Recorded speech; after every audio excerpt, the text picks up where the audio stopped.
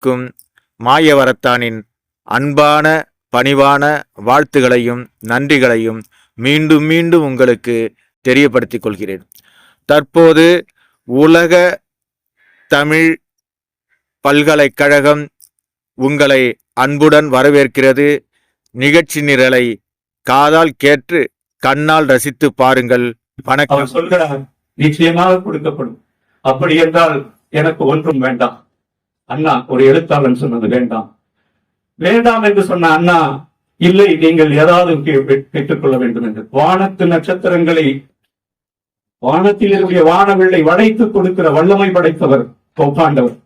அப்படிப்பட்ட போப்பாண்டவருக்கு அவர் மீண்டும் கேளுங்கள் என்று கேட்கிறார். ஒரு எழுத்தாளன் கேட்கிறார், எங்களுடைய நாடு, நான் தென் தமிழ்நாட்டில் இருந்து வந்திருக்கிறேன், கல்லெல்லாம் சிரிக்கும் காஞ்சியில் பிறந்த நான், தமிழ்நாட்டின் இன்ப தமிழ்நாட்டின் முதலமைச்சர் என்கின்ற மகுடத்தை சுமந்து இங்கே உங்களை சந்தித்திருக்கிறேன் என்றார்.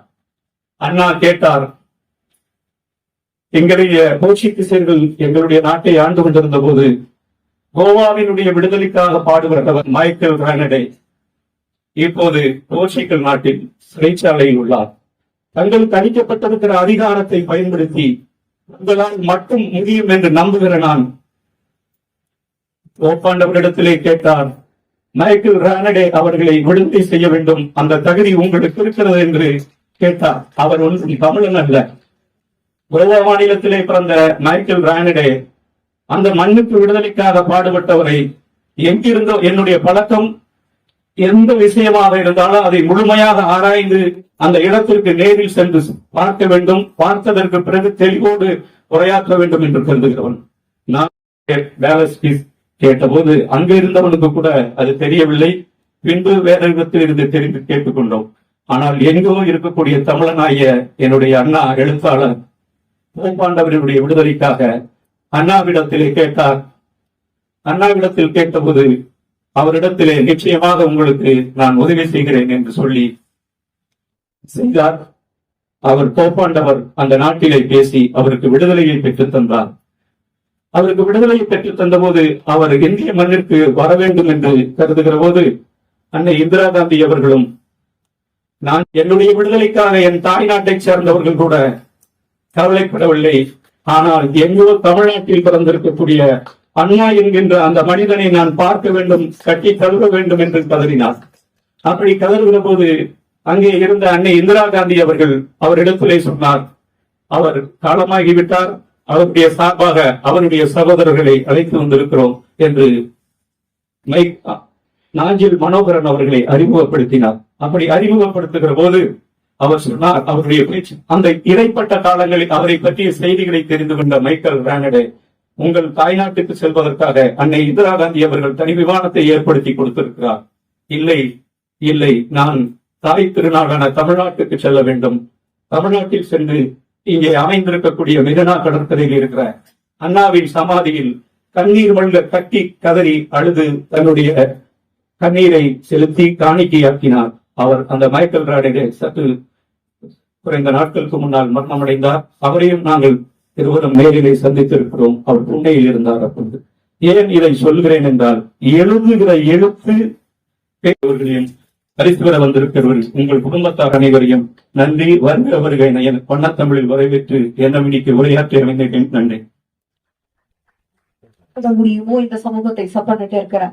ஆனா அவருடைய பேச்சு எவ்வளவு தூரத்துக்கு வீரியமா இருக்கும் அப்படின்றது அந்த பேச்சின் நிறைவில் கூறலாம் அப்படின்னு நினைக்கிறேன். தற்போது இணைகிறார் தமிழக அரசின் மிகச்சிறந்த விருது பெற்ற எழுத்தாளர் கவிஞர் முனைவர் அனிதா கிருஷ்ணமூர்த்தி அவர்கள் உங்கள் அனைவரையும் வாழ்த்துவதற்காக.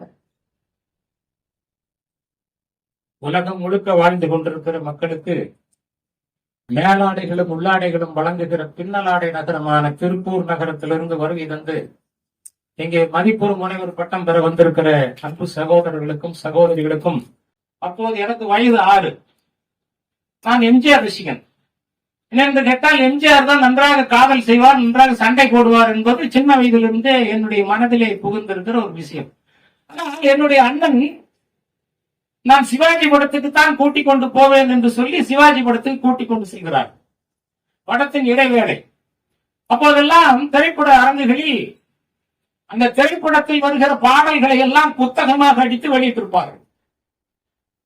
அப்படி நான் வெளியே வந்ததும் புதிய பறவை என்று சொல்லக்கூடிய அந்த படத்தின் பாடல்கள் அடங்கிய பாட்டு புத்தகத்துக்கு பக்கத்திலே ஒரு புத்தகத்தை அந்த கடைக்காரன் வைத்திருந்தான். எனக்கு 6 வயது. அந்த புத்தகத்தை எனக்கு வாங்கி கொடு என்று என்னுடைய அண்ணனிடத்திலே கேட்டேன். என்னுடைய அண்ணன் புதிய பறவை பாட்டு புத்தகம் ஒன்றும் கல்கண்டு என்று சொல்லக்கூடிய ஒரு புத்தகத்தையும் வாங்கி கொடுத்தார். அதுதான் நான் முதல் கல்கண்டு பத்திரிகையை படித்த ஒரு தருணம்.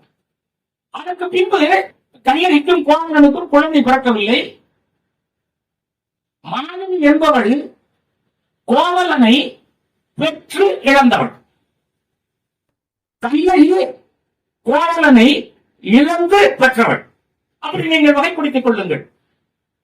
அந்த மாணவியினுடைய மகள் மணிமேகலை காஞ்சிபுரத்திலே இருக்கிற பல்லவ மன்னனை ஒரு முறை சந்தித்து விட்டு மணிமேகலை சொல்கிறார், இங்க இருக்கிற சிறைச்சாலைகளை எல்லாம் நீக்கிவிட்டு அதையெல்லாம் அறச்சாலைகளாக மாற்றி அனைவருக்கும் கல்வி கற்றுக் கொடு என்று மணிமேகலை சொன்ன காரணத்தை கேட்டு காஞ்சிபுரத்திலே இருக்கக்கூடிய சிறைச்சாலைகளை எல்லாம் நீக்கிவிட்டு அவைகளை எல்லாம் அறச்சாலையாக்கி அங்கெல்லாம் கல்வி நிறுவனங்களை பல்லவ மன்னன் ஏற்படுத்துகிறான். அந்த பெண் மணிமேகலை, அந்த மணிமேகலை சொன்னதை கேட்டு மன்னன் மனம் மாறுகிறான்.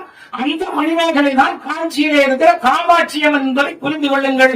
அந்த மணிமேகலையின் பெயரில் படிப்பகத்தை தொடங்கி அனைவரும் படிக்க வேண்டும் என்கிற ஒரு விஷயத்தை இவருடைய தந்தையார் செய்திருக்கிறார். புத்தகம் எழுதியிருப்பார். அதை சகோதரன் முன்னிலையை பேசுவதில் தவறு என்பதால் பேசுகிறேன். எழுத்தாளன் பேசுவது தவறில்லை. அவன் ஒவ்வொரு விஷயத்தையும் ஆய்வு செய்துதான் எழுதுகிறான். நேற்றைய செய்தித்தாளில் தூத்துக்குடி துறைமுகத்தை பற்றியும் தூத்துக்குடி வரலாற்றை பற்றியும் எழுதியிருந்த அருமை சகோதரர் செல்வத்துறை பற்றியான ஒரு குறிப்பு வந்திருந்தது. அவர் அதை படித்தாரா என்று எனக்கு தெரியவில்லை. இன்றைய செய்தித்தாளில் மகாத்மா காந்தியடிகளையும் பெரியாரையும் பற்றி எழுதிய ஒரு குறிப்பை இன்றைய செய்தித்தாளில் போட்டிருந்தார். இன்று வந்திருக்கிற செய்தித்தாள் இதெல்லாம் படித்தேன். இங்கே பட்டிவேட்டி ராமநாதன் ஐயா வந்திருக்கிறார். அவர் நகரத்தார்களை பற்றி 2 நூல்கள் எழுதியிருக்கிறார். 2 நூல்களையும் முழுமையாக படித்தவன் நான். இன்றுதான் அவரை நேரடியாக சந்திக்கிறேன். இங்கே வந்திருக்கிற எழுத்தாளர் நூலையும் படிக்க வேண்டும் என்று நினைக்கிற எழுத்தாளர் தான்.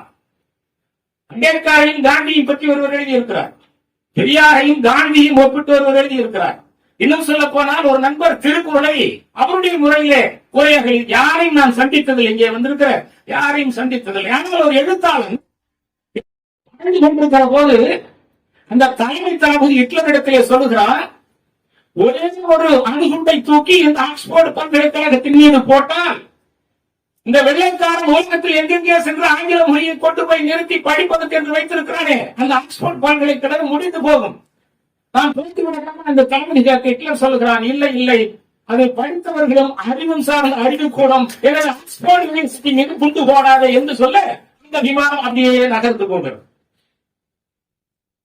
இந்தியாவிலே வந்து கொங்கு வேளாளர் மன்னனாக போல சிந்திர புருஷோத்தம மன்னன் நடத்திய தண்டையாற்றி தோற்றாடியும் கிரேட் நாட்டு அலெக்சாண்டர். எப்படி ஆங்கில பாட புத்தகங்கள் அலெக்சாண்டர் த கிரேட் இந்தியாவுக்கு வந்து பாலசிந்திர புருஷோத்தமனை தோற்கடித்து விட்டு போனான் என்று எழுதி கொடுத்திருப்பார். அவன் தோற்றது தமிழ் மன்னன் இடத்தில். கிறிஸ்துவுக்கு 8ஆம் நூற்றாண்டில் புளோட்டார்க் என்று சொல்லக்கூடிய இத்தாலியர்கள் சொல்லுகிறான், தென்னகத்தில் இருந்து அதிகமாக போன்ற பெருமொழியின் மூலமாக கங்கை சபையின் ஆட்சி பற்றிக் கொண்டிருந்த பாலசிந்திர புருஷோத்தம மன்னனிடம் தோற்றோடியவன் அலெக்சாண்டர் என்று புளோட்டார்க் 8ஆம் நூற்றாண்டில் எழுதுகிறான். நம்முடைய பாட புத்தகங்கள் அலெக்சாண்டர் நம்மை தோற்கடித்து விட்டு போனான் என்று எழுதி கொடுக்கின்றன. அதை நாம் படிக்கிறோம். அவன் தன்னுடைய படைப்பட்டாளங்களோடு போய்கொண்டே இருக்கிறான். ஒரு நாட்டிற்குள் போகிற போது தளபதி கேட்கிறான் அலெக்சாண்டரை பார்த்து, இந்த நகரத்தில் புகுந்து அனைத்து மக்களையும் கொண்டு விடலாம். ஏழ விவசாயி வயிற்றுக்கு எங்க போய் கையேந்துவார்? ஊத்து தண்ணி வத்திடுச்சே, உடையார் குலம் காஞ்சிடுச்சே, நாறு நாத்தாங்கால் வரப்புல நட்டு நட்டு வாழலையே நாறு